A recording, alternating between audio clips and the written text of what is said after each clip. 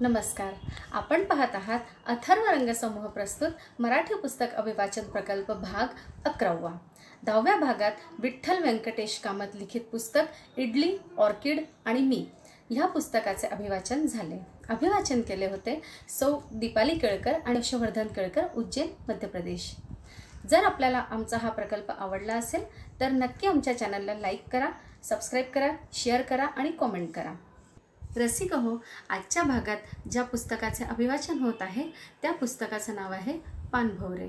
लेखक आनंद यादव आणि अभिवाचन करीत आहे श्रीमती सुनंदा बर्वे, उज्जैन, मध्य प्रदेश. धन्यवाद. नमस्कार. आजच्या या पुस्तक अभिवाचनाच्या भाग 11 मध्ये मी आनंद यादव लिखित पानभवरे या पुस्तकाचे वाचन सादर करीत आहे. रसिक हो, तर चला मातीशी जोडणाऱ्या आणि लहानपणाच्या त्या कौतूहलपूर्ण अशा जगात. भाकरीचं झाड.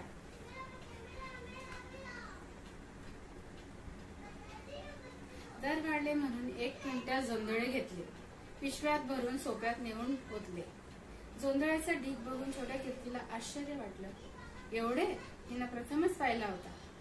जोंधळे पोत्यात भरता भरता मी तिला गावाकडच्या गोष्टी सांगितल्या. या ढिगाच्या 20-30 पट धान्य मळतात ते सांगितले. जोंधळ्याचं झाडही असतं याची तिला गंमत वाटली. आतापर्यंत ती जोंधळा दुकानातच पाहत होती. मला ते झाड बघायचं आहे ती म्हणाली. गावाकडे गेलो की तुला दाखवेन ह. माझ्या मनात एक हिरवं सोनेरी झाड चमकलं. मे मध्ये वादळ पावसाळा जवळ आला. मला एक आठवण झाली. गच्चीत जुना निरुपयोगी टब होता. त्यात माती घालून एक कुंडी तयार केली. उलटण्याने माती मोकार केली. नखात माती जाईपर्यंत ढेकळं हाताने चेंगरली. मी ते छोटस रान सपाट करून घेतलं. कीर्ती शेजारी बघत बसली होती. तिला म्हणालो, आता आपण या जोंधळा लावूया. आता लगेच बिया घालायच्या? आताच नाही. पाऊस लागू दे, ही माती पाण्याने भिजू दे, मग जोंधळा पेरायचा. तोवर कशाला वाट बघायची? नळाचं पाणी घालूया की. तुला शेतात झाड कसे येतं ते बघायचं आहे ना? हो. मग त्याला नळाचं पाणी कसं घालणार? पावसाचंच पाणी शेताला असतं. मला हे काही कळलं नाही. तिला हे काही कळलं नाही, पण तिनं मानही हलवली. उड्या मारत खेळायला निघून गेली. तिथंच बसलो आणि नखात गेलेली माती मन लावून काढू लागलो. कुठल्या तरी जुन्या आठवणी वर येऊ लागल्या. कुंडी पसरत माझ्या समोर शेत होऊन राहिलं. मनात एक पाऊस आला. तापून सोप पडलेली ढेकळं पाणी पिऊन मऊ झाली. त्यांना हळूहळू खाजवत त्यांच्या पाठीवर कुळव फिरवू लागलं. कुळवावर उभं राहून बैल दबवण्यात आणि शेपटीत हात घालून त्यांना पळवण्यात खूप मजा आली. पालथी पडून रानही कुदुकुदू हसू लागली. पाऊस सुरात पडल्यावर दादानं रानात जाऊन बोट घालून ओल तपासली. रान घटणी आलं होतं. मुहूर्त बघून पेरणी सुरू झाली. माणसांनी गाव गजबजून गेलं. मी अधनं उड्या मारत आहे. लोकांच्या ओट्या भरत आहे. वेळ मिळाला तर खुरप्याने जोंधळा टोकणत आहे. टोकणून पेटकं दुखत आहे. तरी पेरणी घातीला लागली पाहिजे म्हणून माणसं काम करीत आहेत. बियाणं घेऊन पडलेल्या रानाच्या स्वप्नात त्यांच्या अंगावर गडद पोपटीला उगवली आहे. गप्पा मारायला आलेल्या मित्रानं गच्चीच्या दारातनच हॅलो केलं. मी भानावर आलो. हाताला लागलेल्या मातीकडे पाहत नळावर हात धुवायला गेलो. कुंडीत जोंधळ्याचे टाकलेले 8-10 दाणे वर आले. कीर्ती आनंदाने आश्चर्याने चेकाळली. वाड्यातल्या मैत्रिणींना दाखवू लागली. कशाची ग ही झाडं? मैत्रिणी. तिचा जीव शब्द शोधता शोधता अडमडून पडला.